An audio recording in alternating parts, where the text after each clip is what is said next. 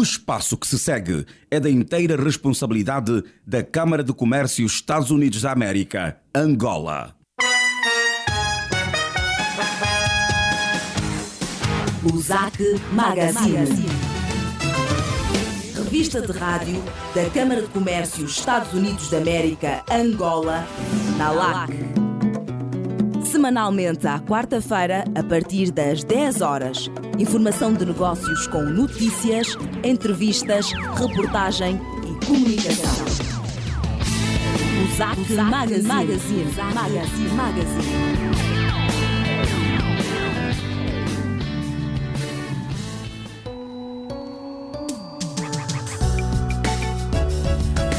Ora viva, muito bom dia, no ar e consigo mais uma edição do USAC Magazine, o programa de rádio da Câmara de Comércio dos Estados Unidos da América, Angola. Este programa conta com a produção e realização da JCAC Comercial, técnica de António dos Santos, assistência de produção de Domilde Lumbuicico e coordenação editorial de Joel Costa e Arlindo Macedo. Eu sou Alice da Cruz, estaremos juntos até às 11 horas. Por agora saiba que a Câmara de Comércio Estados Unidos da América, Angola, USAC, promoveu na última sexta-feira, na 35ª edição do habitual First Friday Club, um debate sobre o tema como financiar os seus projetos e rentabilizar capital através da Bolsa de Dívida e Valores de Angola, Bodiva.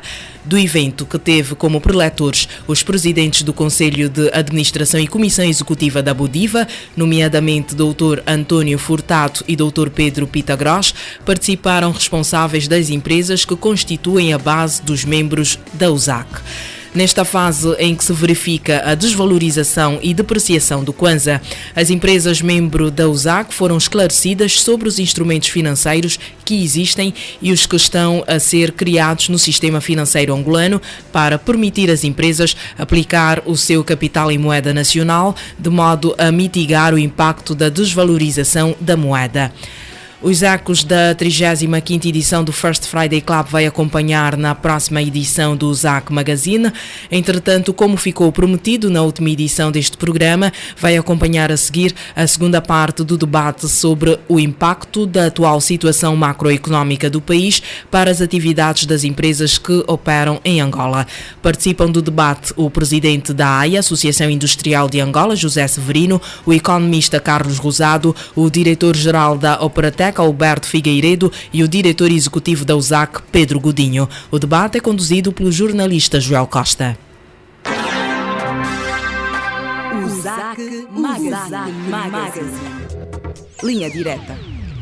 Bom dia, Alice Cruz. Bom dia, ouvintes do USAC Magazine, o programa de rádio da Câmara de Comércio dos Estados Unidos da América, Angola. Cá estamos, uma vez mais, para a segunda parte do debate que começamos na edição anterior do nosso programa. Dizer-lhe que o debate tem como tema o impacto da crise sobre as empresas a operar no mercado angolano, ou das empresas que também pretendem operar. Que impacto está a ter essa crise? A atração de investimento, naturalmente, para as empresas que já operam, estão a ter mais lucros, prevê-se um ano mais ou menos, prevê-se um ano bom. Que impacto esta crise está a ter? Tal como na edição passada, temos hoje connosco novamente, e agradecer uma vez as presenças, o Sr. José Severino, presidente da AIA. Também connosco está Carlos Rosado de Carvalho, economista. Está connosco também um membro do Conselho de Administração da Câmara de Comércio Estados Unidos da América, Angola, a Operatec, empresa angolana que atua no setor petrolífero e na contratação de mão de obra especializada para perfuração e exploração petrolífera.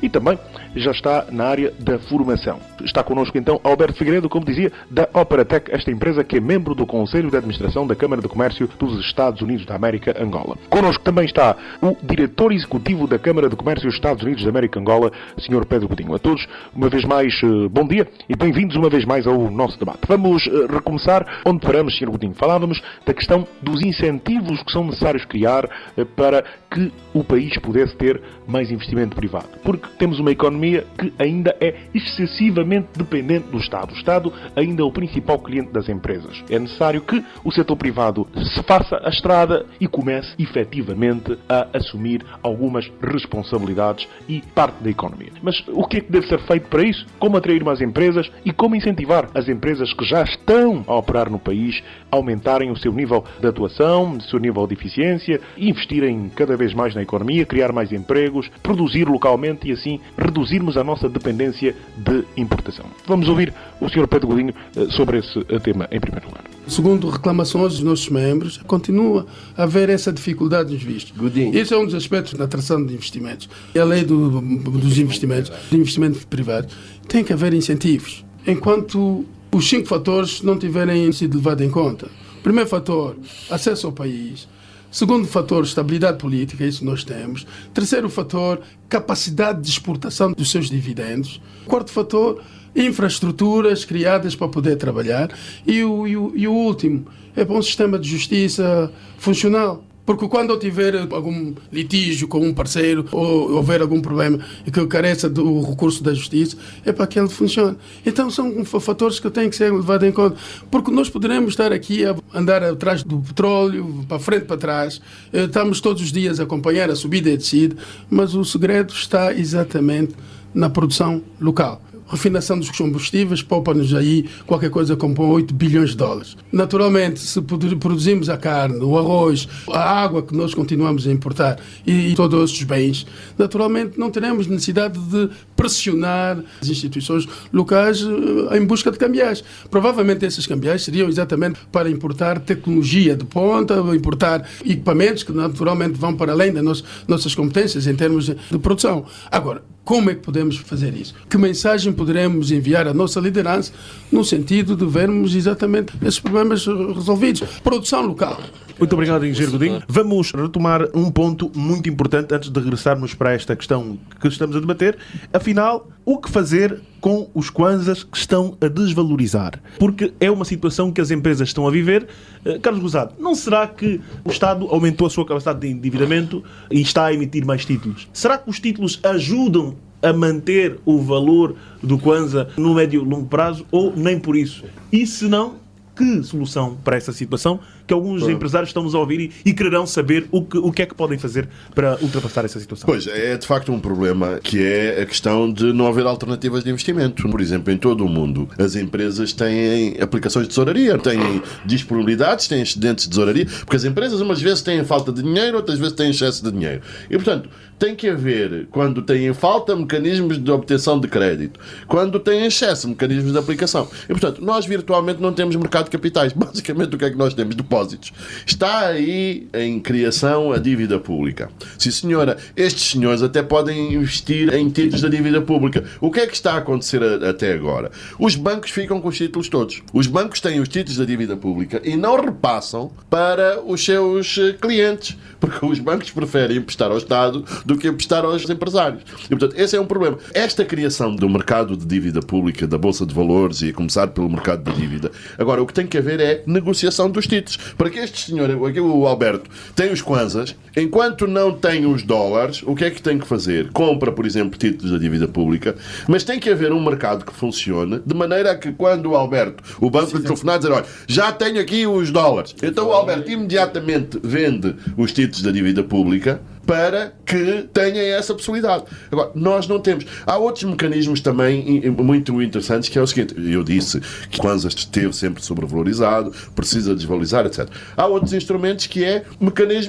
instrumentos de cobertura de risco cambial que também não existem cá. O Alberto, se quiser, por exemplo, se sabe que tem que pagar dólares daqui a 6 meses, pode chegar ao banco, em mercados financeiros mais desenvolvidos, chega ao banco e negocia com o banco uma taxa no mercado a prazo, uma taxa de câmbio a prazo, para que daqui a 6 meses vá comprar dólares ao banco a uma taxa que já está previamente determinada. Nós precisamos de desenvolver também o nosso sistema financeiro. Portanto, temos agora aqui a criação do mercado de capitais, mas a própria dívida pública, que é uma coisa que eu efetivamente não entendo. As condições aparentemente estão criadas. Existe uma plataforma de negociação. Existem todas essas coisas. Mas, quer dizer, um mercado onde não se negocia, quer dizer, tipo as nossas as pracinhas. Há todas as condições, mas não vão lá pessoas, não negociam uns com os outros, não existe.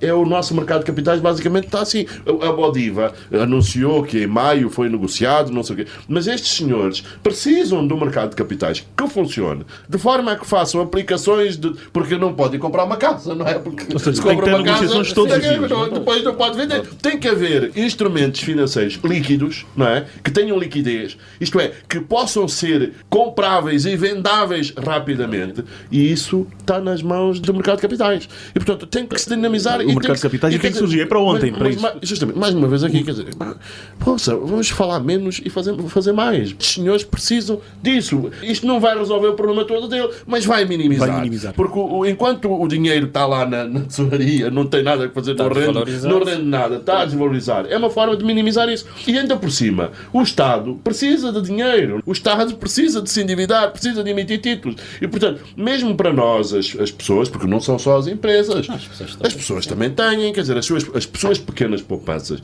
E o que é que as pessoas estão todas a fazer? Estão a comprar dólares. Porque isto funciona também na base da confiança. E nós temos que ter essa confiança na nossa moeda. Há um exemplo concreto. Os próprios contratos do Quilamba são feitos em dólares. Portanto, isto quer dizer que as pessoas que vão pagar a sua renda já não vão pagar aquilo que estava a dizer, porque eles têm dólares. E, portanto, significa dizer que as pessoas em Kwanzas vão pagar muito mais. E vai-se depois pôr o problema da concertação social, que é isto.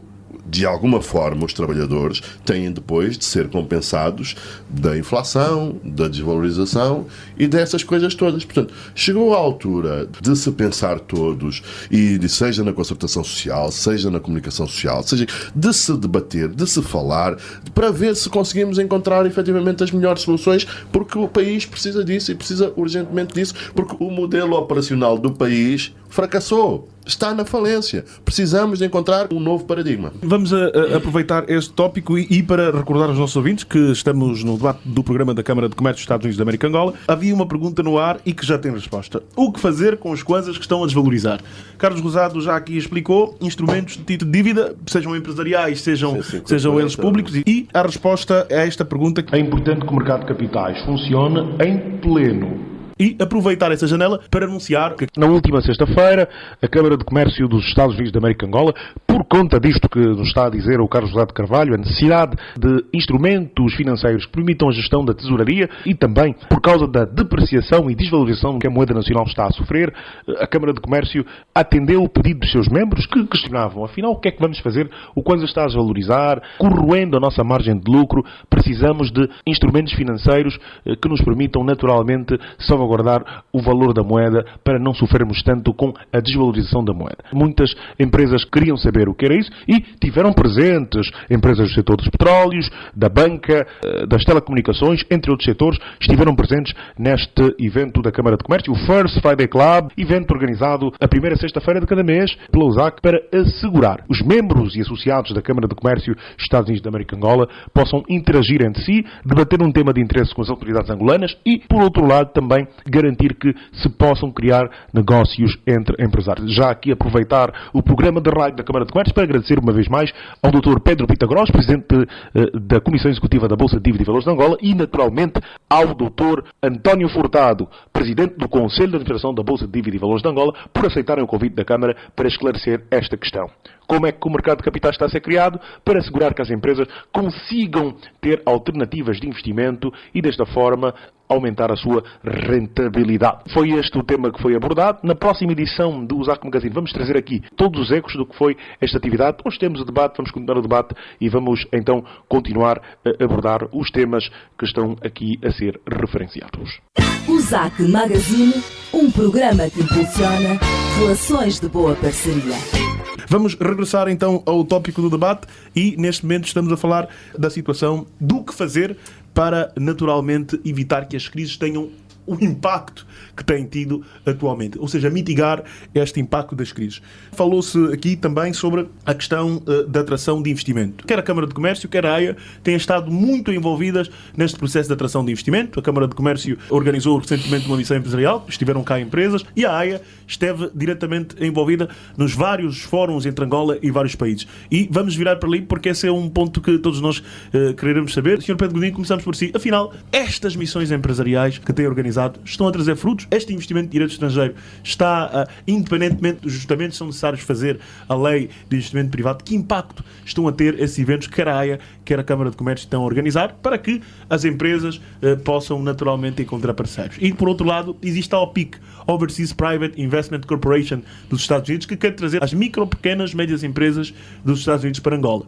O que é que está a ser feito nesse domínio e como é que quer a Câmara de Comércio, quer a AIA, pretendem contribuir para esse processo de atração de investimento para o país? Dentro da prossecução das atividades da Câmara, tendo como objetivo o melhoramento, a potenciação das relações comerciais entre os Estados Unidos e Angola, a Câmara tem estado a mobilizar vontades e empresas que manifestam cotidianamente o interesse em entrar em Angola. Agora, é certo que vontade só não basta, não é? É necessário que hajam mecanismos que possam facilitar a realização desse desiderato. Já há contratos assinados, há parcerias a serem criadas, há aí projetos bem identificados, contudo, esbarramos sempre nos mesmos problemas e eis a razão pela qual a Câmara de Comércio vamos insistindo muito na necessidade da criação dos mecanismos de atração dos mesmos investimentos, porque não tem sido fácil para os investidores acessarem pelo menos determinadas instituições e terem naturalmente determinadas facilidades de acesso ao país. Leva-se muito tempo a marcar uma audiência com os decisores e os gestores das instituições. Fala-se num projeto, mas esse projeto precisa exatamente do suporte da tutela e entre a altura que se concebe o projeto e até que se tenha acesso aos decisores destas instituições, vai um grande ato e isso desmoraliza a quem quer que seja, porque de facto é uma realidade, as coisas ainda não fluem. Nota-se já alguma melhoria, mas ainda há muito que fazer. Há projetos a nível da agricultura, a nível da energia, a nível Poderia falar-nos de construção. algum projeto, por exemplo, a nível do setor da construção? É um projeto que sim, o Ministério de Tutela já caucionou e se está a trabalhar nisso. Foi o projeto da construção de residências a $24 mil com alguns equipamentos, já a casa equipada. Qual é a tipologia? T3, T4? Bate-se muito na tipologia T3, porque sabemos nós que os angolanos têm um agregado familiar exatamente extenso e naturalmente a T3 é a tipologia que fica por volta de 24 mil. Desta missão empresarial realizada a 24 de março resultou exatamente essa parceria e esse projeto que está neste momento em curso. Neste momento o presidente da TAC estará de volta dentro de 2 ou 3 meses para dar continuidade. Temos também o outro projeto a nível do setor petrolífero, que era equipamentos de perfuração. Todos os equipamentos são utilizados exatamente no processo de sondagem. Também se está a criar uma parceria nesse sentido, mas só que o processo continua lento para algumas áreas. Ou seja, assinam-se os contratos, o processo de implementação do contrato para o dinheiro entrar para o país e começar a dar as benefícios. autorizações, as aprovações é que é o grande problema. Leva-se muito tempo, mas é como digo, é um processo que está a melhorar, mas em função das circunstâncias atuais de crise, pensamos nós que ele deveria ser mais célere. É exatamente isso. Muito obrigado, Sr. Pedro Godinho. Vamos então para o caso da AIA. Acompanhamos com muito agrado os fóruns em que participou, Sr. Severino, Angola, Singapura, vários países estiveram cá. Que resultados? Nós parimos montanhas de fóruns, mobilizamos milhares de boas vontades, mas depois parimos ratos, ok? Essa é a grande questão, exatamente pelos elementos que o Godinho acabou de expressar. É a questão do doing business, o ambiente de negócios, é a questão de alguns projetos teimarem de ter só a âncora cambial e depois não há divisas. Ficamos num círculo vicioso. As mudanças não podem ser paulatinas. Temos que usar um pau para dar no paulatino, ok? Porque, por exemplo, para constituir a ordem dos peritos contabilísticos, que tem uma grande função nesta questão do mercado de capitais, porque é o esteio para organizar as empresas, levamos quantos anos? 12. Para fazer Se me permites só, a própria lei do investimento estrangeiro, do investimento privado... 5 anos estamos a discutir. Sim, mas quer dizer, depois de ter sido aprovada, eu lembro-me, e vimos juntos, Severino, um draft da lei. Fez um ano agora, não é? Sim. Ao fim de um ano... Não sabe o que é. Quer dizer, uma pessoa que quer investir e que sabe que a lei está a ser revista, o que é que faz? Aguenta aí os cavalos, que é o que eu quero clarificação, não é? E como a lei está a ser revista há 5 anos, desde que ela nasceu, 7 anos, digamos assim, que entramos logo num processo de revisão, porque não se adequava à nossa realidade objetiva com aquele famigerado $1 milhão que não era dinheiro. Mas, provavelmente, esta lei, quando sair, já não está ajustada à nossa realidade atual, aos nossos objetivos de macroeconomia. Depois tivemos a estruturação do BDA, que deixou de financiar o setor agrícola, o setor produtivo em geral, porque estamos a reestruturar. 3 anos. Na reunião do Conselho de Ministros foi debatida a questão do BDA, e que vai se rever a questão dos juros, vamos rever, a questão dos prazos, mas a economia está à espera. Mas a economia está à espera. Estava a ver o telejornal e foi constituída mais uma instituição de crédito para as pequenas e médias empresas. Seja bem-vindo. Pois é, a questão é, mas o próprio mercado de capitais. Se vir o telejornal está tudo bem, não é? Isto, sim, na prática, não é? Na prática, a própria criação do mercado de capitais, há 4 anos estamos nisto. Não é esta atual administração que tem o ônus da culpa. Não. São os procedimentos que nós temos de fazer nas calmas, e neste momento, com a queda abrupta da entrada de cambiais, é preferível não ter um processo que não seja perfeito e irmos corrigindo durante a aplicação. Agora, se nós temos que corrigir, andarmos 6 meses para procurar uma taxa de juro mais apropriada, evidentemente que a economia não se ajusta. Portanto, neste momento, precisamos de acelerar a produção dos bens básicos no país, porque nós temos os recursos. Precisamos de ter milho, precisamos ter sal, precisamos ter oleaginosas para fazer o óleo, o açúcar.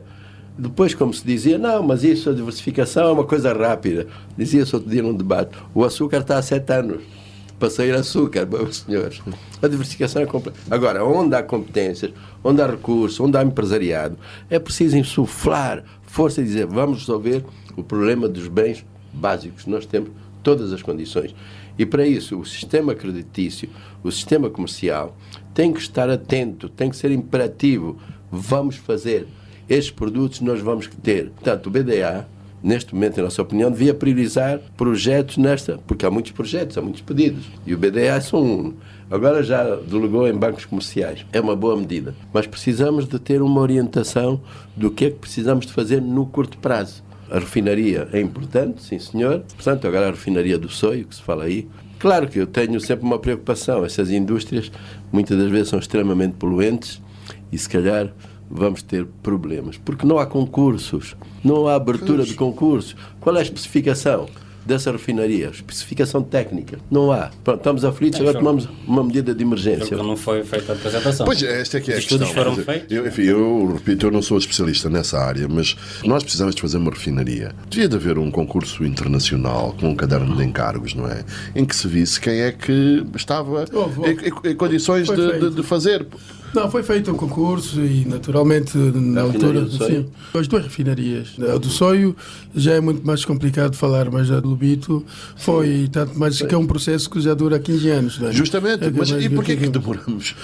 Não, porque a refinaria é um investimento bastante elevado e na altura foram convidadas as empresas que operavam em Angola a fazerem parte do consórcio, mas dado a escassez de mercado a nível regional na altura, depois de feitas as análises, chegou-se à conclusão que de facto não era competitivo. E então convidaram os chineses apresentaram como exigência a produção de refinados com base nas especificações do mercado chinês. Isso forçaria que Angola ficasse dependente 100% chinês, não houve acordo e Angola conseguiu encontrar formas de financiar a refinaria do Lubito. Neste caso, a refinaria do Soio será já com base num financiamento chinês. Com especificações chinesas? A refinaria do Soio está a ser construída no sentido de dar resposta às necessidades internas de Angola.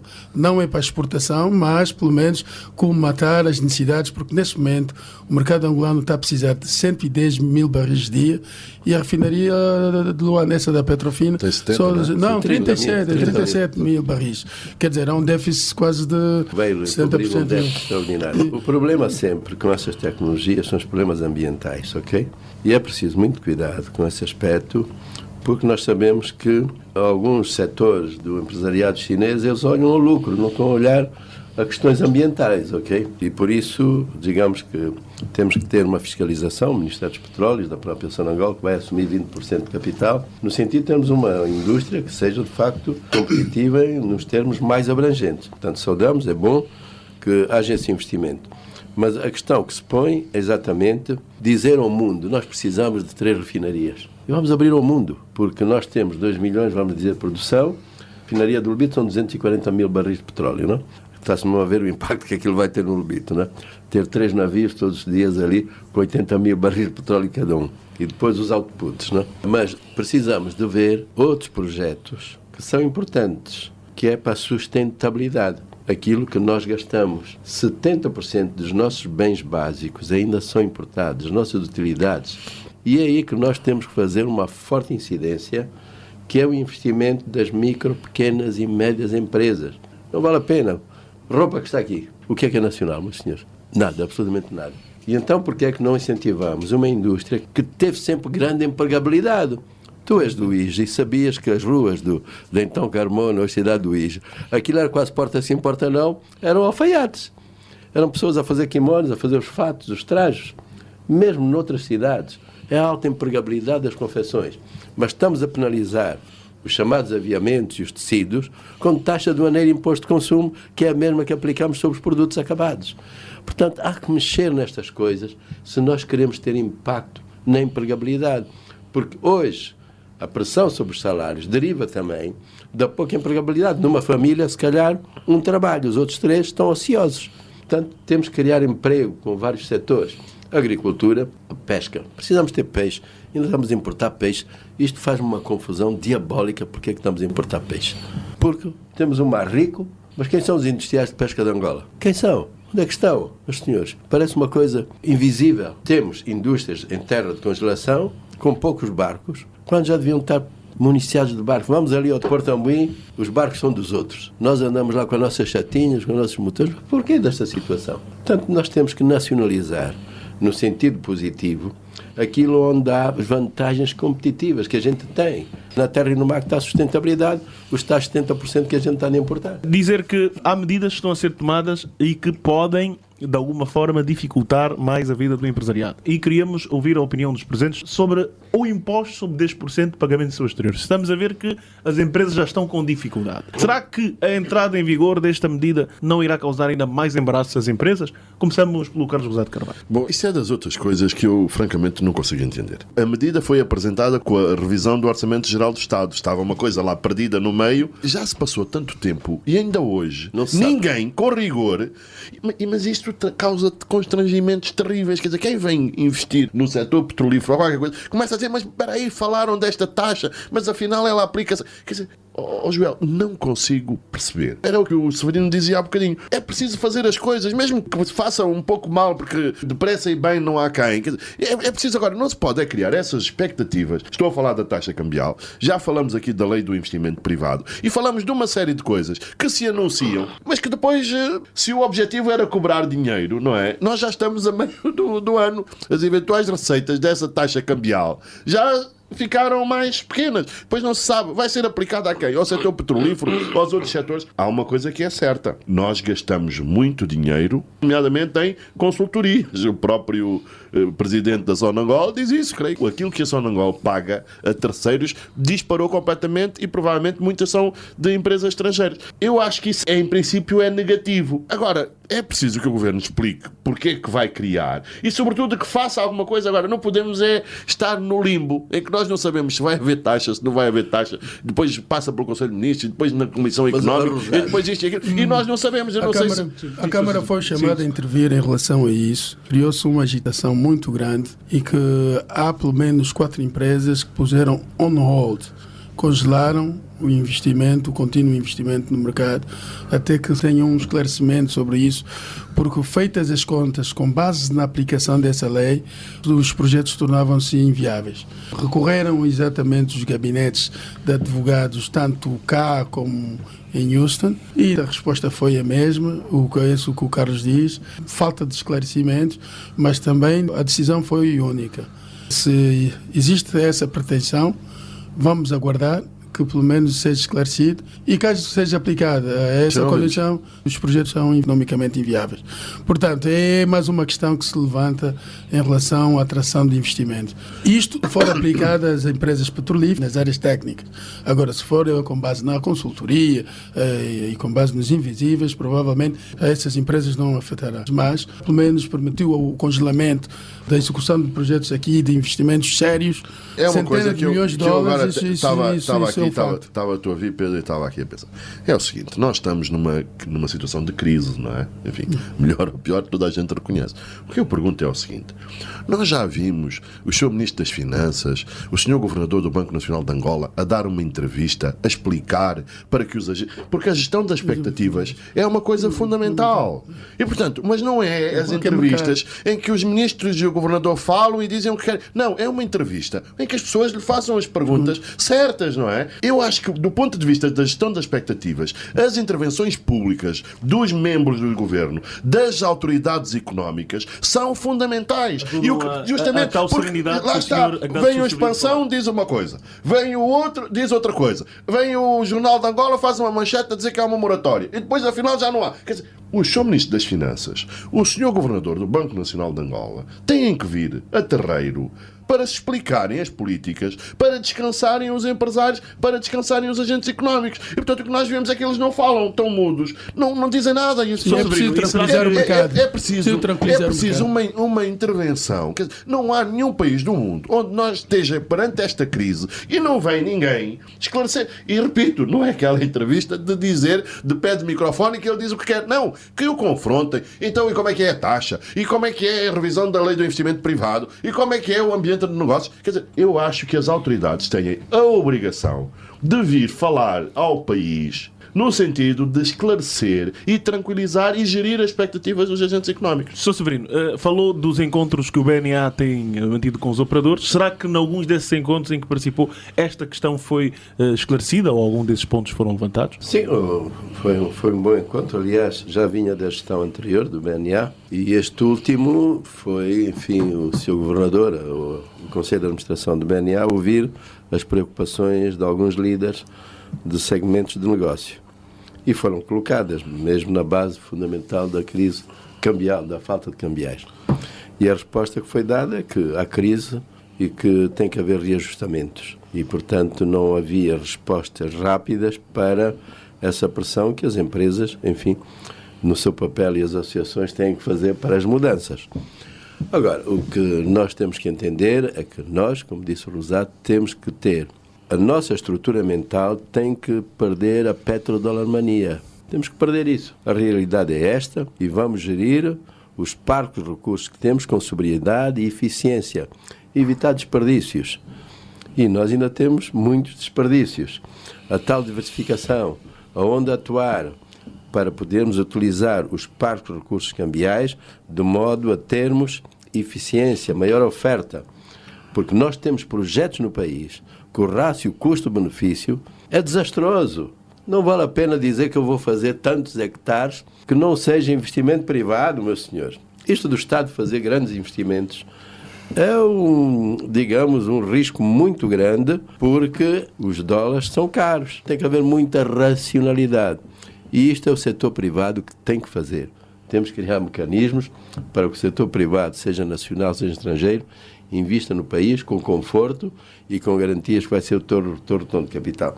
Um dos problemas que existe, tu há bocado falaste dos expatriados que estão no setor petrolífero, é que um expatriado que ganha bem, genericamente, não pode investir no país, porque 3 anos depois tem que deixar. Não sei se estão a ver. O indivíduo podia montar aqui um pequeno negócio, prestar serviços, fazer a sua casa. Não pode, porque 3 anos depois está com o cartão vermelho, digamos assim, tens que sair de Angola. Eu vou resumir isto que ele está a dizer numa coisa que é, nós no tempo do comunismo tínhamos cooperantes, agora temos expatriados. Nós precisamos de imigrantes em Angola. Significa alguém que vai para um país para se decidir ficar, não é? Comprar a sua casa, fazer essas coisas todas. Temos de ver que tipo de imigrantes. Justamente. Ninguém abre... Ser aqueles que vêm vender a cebola e o justamente. Óleo. Está a acontecer aqui nos bairros. Não, mas, Pedro, o problema é esse. É que essas pessoas que alinham em esquemas, etc., já têm aqui um lugar garantido e conseguem fazer. Agora, as outras... A casa é nossa. Na nossa casa só entra quem nós quisermos, não é? E, portanto, a política, a decisão sobre quem entra e quem tem direito a esse tipo de coisas, cabe a quem? Cabe ao governo. Uma pessoa que invista no país é uma pessoa que procura estabilidade. Ele não vai entrar em conflitualidade, salvo exceções, como não há regra sem exceção. Agora, um outro aspecto que eu ponho, se não há recursos, como é que nós temos milhares de cidadãos estrangeiros que não são contribuintes fiscais? Isso faz uma confusão diabólica. Temos milhares, dezenas, se não centenas de milhares de cidadãos estrangeiros de várias origens que não são contribuintes fiscais. Eu pergunto como é que a imigração os trata. Pergunto. Então você contribuiu, esteve aqui, como é que é? Pagou Segurança Social, IRT? Não se paga. Isso é uma boa. Portanto, é chamado Eldorado, não é? Exatamente. Mas um tópico, Alberto Figueiredo, o seu comentário a esta situação. Logo a seguir vamos às recomendações finais, mas o seu comentário à última questão, que é a ver com a taxa de 10% sobre as transferências ao exterior. Realmente isso está a causar um mal-estar, né? Também nas relações com os fornecedores, com empresas estrangeiras, e não há informação real sobre este assunto. Sabemos que a lei passou pelo Parlamento e dali não sabemos onde é que está. E isso está a gerar especulação. Está a gerar uma especulação. Não, mas ela não está em prática. Sim, mas ela não está em prática, ok. Mas está todo mundo na expectativa. Sim, está todo mundo na expectativa. Sim. Não sabemos o que é que vai acontecer. E alguns estão a cancelar projetos de investimento. Todos os contatos que nós temos feito com os nossos parceiros estrangeiros e aqueles que querem vir para Angola, a grande questão que se levanta é esta. A lei, quando é que será aplicada? Serão 10%? Pois. Serão 15%? Quais são as áreas? Sabemos, através do jornal de expansão e tal, temos lido através da mídia. Quais são as áreas que se aplicam, o impacto que poderá ter. Mas não temos uma informação oficial sobre este assunto. E nós que temos que negociar contratos, nos deparamos com essa dificuldade de falta de informação. E não, eu recebi alguém representante de uma empresa estrangeira que foi para aqui para podermos discutir como fazermos parceria e investir novos negócios. A grande questão que se levanta é esta. O tema está a congelar, está a congelar a atração de investimento. Esta situação dos 10% está a provocar uma instabilidade nos contratos já existentes, porque foram negociados com os impostos e as taxas existentes na altura. Agora, quando surge uma nova taxa, cria uma instabilidade na relação do contrato. Quem vai suportar? Este encargo. A empresa local ou a empresa estrangeira? Isto foi uma medida para reprimir a assistência técnica. E é um bónus cambial, ok? Se a divisa custa X, vai passar a custar X mais 10%. Era para reprimir a assistência, mas não foi, a informação não foi aberta. Segundo, está a retrair o investimento estrangeiro. Nós temos também projetos, parceria com empresas estrangeiras que nesse momento não avançam porque temos essa situação. Colega, se posso ajudar, isto era para reprimir os contratos de assistência técnica que se empolaram no país. Eu costumo dizer que antigamente ganhávamos comissões a importar arroz e feijão. Agora foi assistência técnica, ok? E então havia necessidade de reprimir. E também obrigar as empresas a ter uma gestão mais criteriosa. Se eu vou levar 10 indivíduos para assistência técnica, vou ter que reduzir, vou ter que formar localmente, enfim, vou fazer com 2, vou fazer com 3. Isso é também uma espécie de bónus cambial, ok? Mas é preciso, não desvalorizar a moeda, mas vamos desvalorizar os dólares na Então, Sr. Surina, quem está aplicado? Porque teve acesso ao projeto? O princípio era sobre assistência técnica para reprimir os muitos contratos que aí estão, particularmente do próprio Estado. Mas o que é certo, no setor petrolífero, nós não conseguiremos produzir um barril de petróleo se quisermos substituir os expatriados ao meu nível. É tal gestão criteriosa que tem que se fazer da assistência técnica. Há abusos na assistência técnica e o setor petrolífero é um deles, meus senhores. Não. Olha, vamos ter cuidado. Vamos ter cuidado por uma razão muito simples. A nível do setor presidente da Sonangol reconheceu. A nível isso é consultoria. Sonangol não é petrolífero. Mas é pública, não é privada, não é? Exatamente. Só um minuto. Vamos ouvir o Sr. Godinho, depois cada um do setor petrolífero, as tecnologias são de ponta. Essas tecnologias são criadas hoje e no dia seguinte são aplicadas em função das necessidades. Descobriu-se um reservatório de petróleo a 10 mil metros de profundidade. Não existe tecnologia hoje. As pessoas reúnem-se e vão à procura da tecnologia que permita extrair esse petróleo. Quando tratamos com tecnologias de ponta, como é o caso do setor petrolífero, precisamos de pessoas altamente formados. Isso, mas tu tens empresas petrolíferas em que os motoristas até são expatriados. Deixa-me só tomar aqui o raciocínio. Motoristas são expatriados. Não me parece que seja, mas de qualquer forma, as empresas petrolíferas, de uma forma geral, querem maximizar os seus lucros. Portanto, temos consciência que trazer um expatriado, de uma forma geral, triplica os custos. Se mesmo assim, movido pela vontade de capitalizar ou otimizar os seus lucros, as empresas trazem os expatriados a gastarem 3 ou 4, 5 vezes mais, é porque não encontram soluções internamente. E nós temos que estar preparados para isso. Temos que promover a procura de soluções nesses domínios. É preciso, por exemplo, o que nós vemos hoje, nos últimos 20 anos, formou-se cá em Angola, os nossos jovens formaram-se mais em cursos sociais do que em cursos técnicos. Angola tem um déficit de quase 20 mil engenheiros. E se pegamos em cursos sociais, eu acho que há excedentes. Portanto, é preciso ter muito cuidado ao lidar com essa questão do setor petrolífero, porque, como já disse há bem pouco tempo, estamos em crise e se nós não formos capazes de criar mecanismos de atração e de destabilização do setor, provavelmente será a nossa desgraça. Vamos facilitar as coisas a nível do setor, porque a partir dele... Hoje facilitar aqui, não é liberalizar. Só se fala em termos de cambiais. E quem fornece essas cambiais? É o setor petrolífero. Sim, independentemente disso, facilitar não é liberalizar. Nenhuma empresa vai querer gastar $100 mil quando pode gastar 10. Nessas multinacionais, tudo é racionalizado. E se, no entanto, ele prefere gastar 100 em vez de 10, é porque as circunstâncias assim o forçaram. Está aqui um exemplo que é possível nacionalizar. De várias empresas angolanas que foram fazendo com a cooperação. Sim. E esse esforço tem que ser feito. Não podemos continuar nesta dependência total, porque o setor é vitalício. Eu admiro o novo gestor, por exemplo, dos diamantes, Catoca, né? Chegou lá e reduziu a assistência técnica. O senhor reduziu. Vamos ver os resultados. Não se está a dizer que no setor não há angolanização. O processo de angolanização continua. Mas é um processo gradual. As coisas não podem ser feitas abruptamente. Há setores aqui que eu acho que poderíamos estar muito mais concentrados em revitalizar, como a agricultura, a indústria, isso. Aí devíamos meter as nossas energias e as atenções. O setor petrolífero, mal ou bem, vai funcionando e vai garantindo a estabilidade. É provavelmente dos mais eficientes. E então vamos nos concentrar na agricultura, vamos debater como é que podemos melhorar a indústria, porque acabamos de ver aqui que as pressões que existem nos cambiais é exatamente porque não se produz. Então quando é que vamos poder produzir aqui o palito de fósforo? Quando é que vamos poder produzir o prego? Que já se produzia. Exatamente. Aí assim, aí devemos virar as nossas baterias. Porque se resolvemos esse problema da indústria, energia e agricultura, Angola há de voltar exatamente aos momentos áureos de 1973. Ninguém saía de Angola para ir para a metrópole, ninguém saía de Angola para ir visitar outros países, porque tínhamos tudo aqui. A questão de fundo é exatamente isso. Os petróleos, mal ou bem, ainda vão funcionando. E se podemos facilitar a vida dos petróleos, naturalmente... E sobretudo não podemos atrapalhar, porque o petróleo é a nossa galinha de ovos de ouro. Sim, nós não podemos, nós temos que ter... eu acho que todas as coisas que afetam o setor petrolífero têm que ser muito ponderadas, porque nós já temos um problema de preço, depois temos um problema de quantidade, aliás, o próprio preço, porque há algumas medidas que tornam a produção mais cara. Se tornam a produção mais cara, no limite, torna-se inviável o preço do petróleo. Portanto, todas estas coisas, sem prejuízo de poderem melhorar, toda a gente pode melhorar, mas de facto, também eu concordo e absoluto aqui com os nossos senhores do petróleo, se há setor que apesar de tudo funciona e que pode servir de benchmark para os outros setores, é o setor petrolífero. Não, eu vou só dizer uma coisa.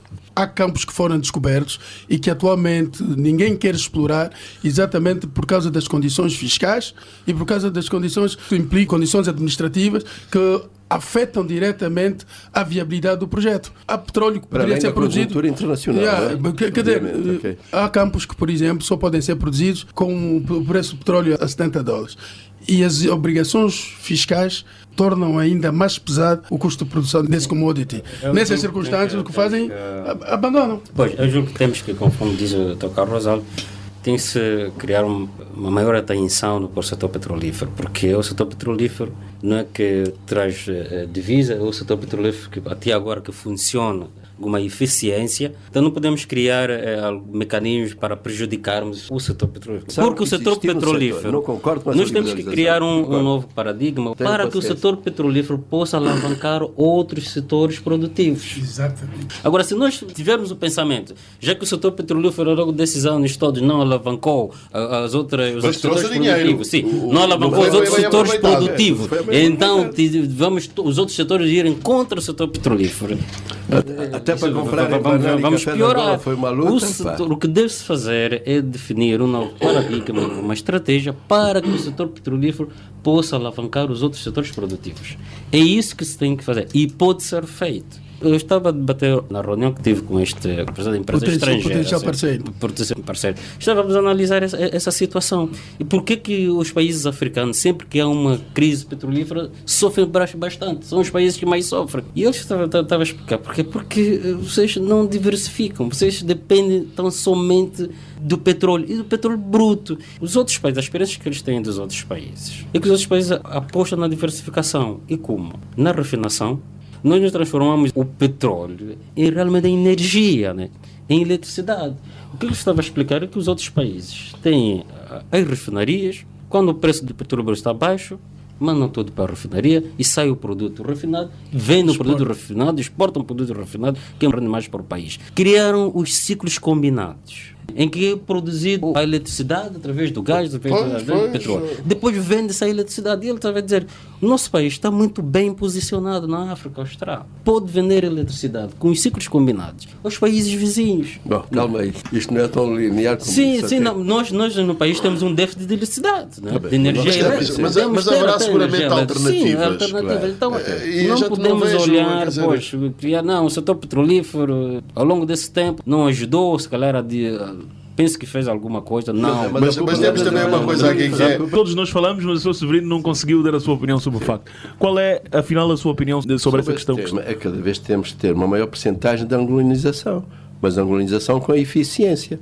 Falou aqui do déficit de engenheiros. Então é preciso que haja fundos vindos do petróleo para, se calhar, até pôr os nossos estudantes lá fora. Não, a Sonangol gastou rios de dinheiro e todos eles só fizeram os cursos sociais, não é? Não, a gente sabe como é que isso foi feito, ok? Business management... A outra questão, se fôssemos a pensar dessa forma, não tínhamos aqui esta empresa, nem tínhamos outras que estão aí a fornecer, com o apoio do CAI, o Centro de Apoio Empresarial. Sim. Portanto, temos que procurar, mesmo no setor petrolífero, por exemplo, soldadores, para os projetos. Não temos soldadores. Então o que é que falta? É a formação dual, meus senhores. Portanto, nós temos que ter um esforço de cada vez termos uma maior incorporação de mão de obra e know-how nacional, porque senão estamos sempre dependentes. Quando uma empresa petrolífera, não vou designar aqui nomes, vem para Angola, traz consigo outras empresas que são do seu network. Essas empresas que vêm com o network, se calhar podem reduzir sua força de trabalho aqui no país. Podem reduzir, porque não são em áreas estratégicas ou Godinho, ok? São áreas de serviços. Sim, portanto, temos que fazer aqui um esforço no sentido de sensibilizar, e a Total está sensibilizada, porque fizemos um estudo sobre micro, pequenas e médias empresas na área do Kwanza Sul, exatamente para fazer incorporação nacional. Agora, as altas engenharias, os estudos, as geologias, etc., que até temos angolanos, estão lá fora, vamos tentar estimulá-los até criar as suas pequenas empresas de participação de serviços e deixar aquilo que, enfim, que a gente não pode fazer, porque nenhuma indústria, no genérico, pode ser... Se quer desenvolver, tem que ir buscar conhecimento lá fora, senão morre. Há aqui uma coisa que, concretamente, e já que estamos a falar de soluções, e que tem a ver, enfim, eu não sou empresário. Bem, nesse caso vamos aproveitar a janela para cada um dar as suas recomendações. Eu acho que têm que ser, eventualmente, não sei se existem, mas se existem não funcionam, que é incentivos fiscais às empresas que fazem formação. Porque aparentemente a formação do Estado não está a dar assim muito resultado. O Pedro Godinho diz, bom, mas a Sonangol gastou rios de dinheiro, é verdade. Mas será que se formou? Portanto, o que eu pergunto é o seguinte, não é possível pensar-se na criação de incentivos fiscais há 4 ou 5 anos para que as empresas, porque as empresas é o que o Pedro Godinho diz também. Quer dizer, nenhuma empresa vai contratar alguém que é muito mais caro, não é? Se tiver uma alternativa de contratar alguém caro. cá. Enfim, eu admito que possa haver um caso ou outro. Há funções específicas. Por exemplo, os financeiros, os controllers, as empresas estrangeiras querem ter pessoas deles. É natural, quer dizer, isso é em todo lado. Porque se nós tivermos empresas no estrangeiro, nós vamos ter que crer que o controller... Eu acho que as empresas sabem quais são as suas necessidades. Precisam de apostar nos seus quadros. E isso custa dinheiro. Porque não dar-lhes incentivos? Aqui o Severino está-me a dizer que existe... Mas tem que se pensar nisso. Tem que se fazer isso. No imposto industrial. Dedução no imposto industrial. Investiu em hardware, software, formou... Deduz nos impostos, meu Deus.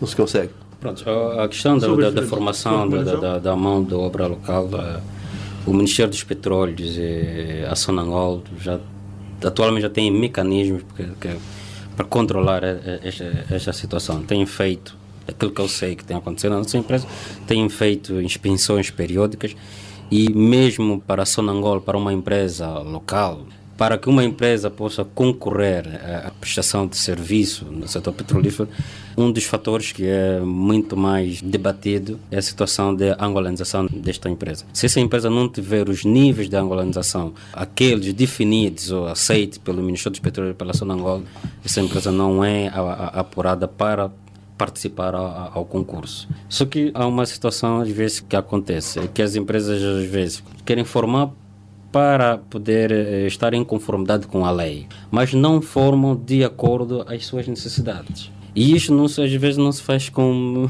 lei, não é com lei, porque com lei eu posso formar e formar as pessoas de outras áreas e depois da formação deixá-los lá. O nosso exemplo é que nós temos feito. Ajudamos primeiro as pessoas a identificar as áreas, nós também identificamos as áreas, queremos pessoas para esta área, pessoas para aquela área, e então nós pagamos a formação a esta pessoa.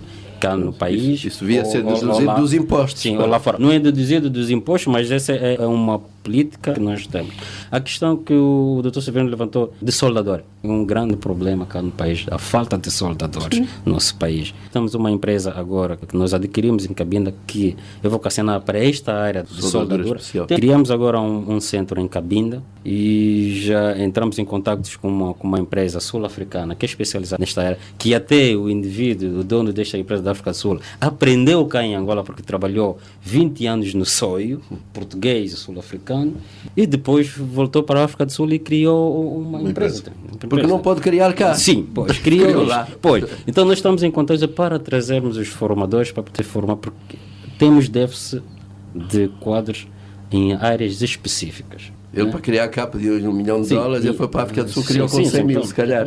Já está-se a fazer, a lei existe, a angolanização, as empresas têm que formar, por isso é que as empresas têm que assinar anualmente o contrato-programa com o Ministério dos Petróleos, e o Ministério dos Petróleos tem uma área que é a direção de angolanização, que controla, faz inspeções periódicas às empresas, mas julgo que é preciso os gestores estarem consciencializados de que aquilo não é só por força da lei, mas sim por uma necessidade da própria empresa. Se houvesse incentivos fiscais, não haveria tanta inspeção.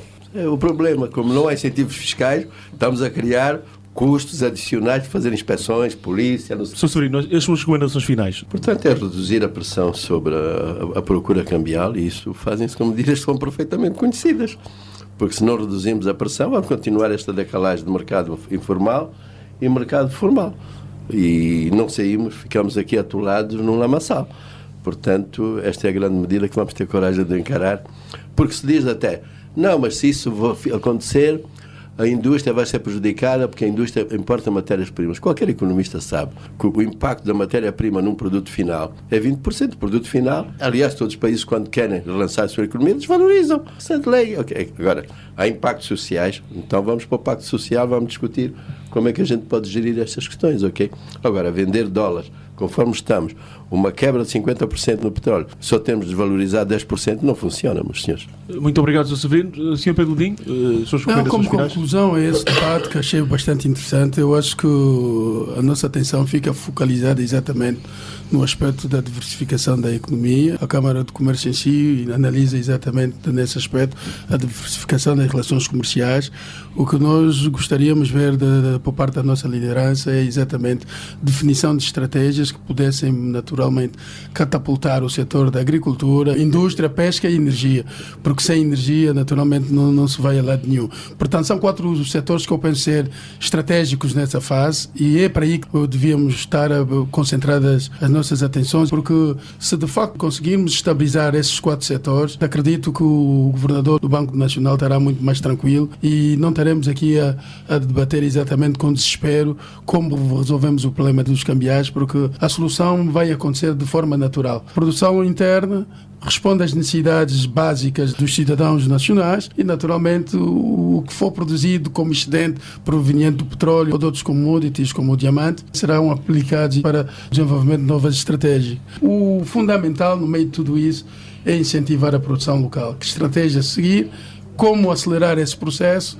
como catalisá-lo no sentido de reduzirmos então essa dependência aos cambiais, porque não haverá outra solução senão essa, não é? Muito obrigado, Sr. Pedro Godinho, diretor executivo da Câmara de Comércio dos Estados Unidos. Assim chegamos ao fim deste debate que teve como tema o impacto da atual situação económica sobre a vida das empresas que atuam em Angola. Resumindo tudo o que aqui foi dito, as empresas, fruto da redução do preço do petróleo, há menos divisas disponíveis e estão com algumas dificuldades. Tivemos aqui o caso da Operatec, que explicou que está a sofrer com a falta de divisas, o que está a criar problemas de pagamentos a fornecedores, está a sofrer uma redução do ponto de vista da sua faturação, redução do seu volume de negócios e, naturalmente, a sua poupança está a ser feita em kwanzas. Com a desvalorização, muitas vezes está a perder também algum capital, o que cria algumas dificuldades. Roberto Figueiredo, diretor-geral da Operatec, agradecendo a sua presença.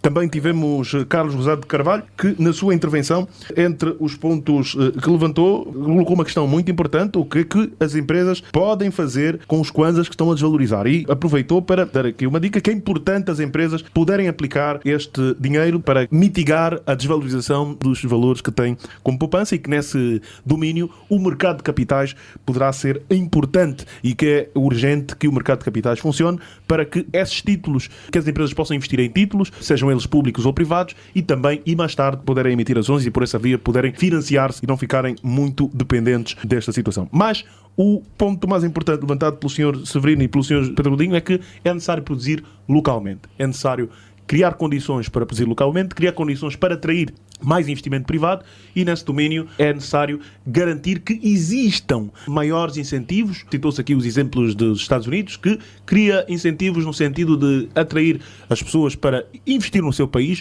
reduz o valor e, naturalmente, permite maior acesso ao país para os empresários. Muito obrigado. Até a próxima.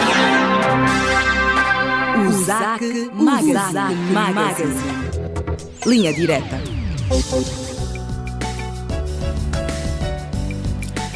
10h56, acompanhávamos o debate sobre o impacto da atual situação macroeconómica do país nas atividades das empresas a operar em Angola, do qual participaram o presidente da AIA, José Severino, o economista Carlos Rosado, o diretor-geral da Operatec, Alberto Figueiredo, e o diretor executivo da USAC, Pedro Godinho. É hora de nos despedirmos, agradecemos a sua audiência. Este programa contou com a produção e realização da JCLC Comercial, técnica de António dos Santos, assistência de produção de Domil de Lumbuicico e coordenação editorial de Joel Costa e Arlindo Macedo. Voltaremos a estar juntos na próxima quarta-feira. Até lá, continuação de uma ótima jornada em companhia da Luanda Antena Comercial. Bom dia. O ZAC Magazine. Revista de rádio da Câmara de Comércio Estados Unidos da América, Angola, na LAC. Semanalmente à quarta-feira, a partir das 10 horas. Informação de negócios com notícias, entrevistas, reportagem e comunicação. O ZAC Magazine.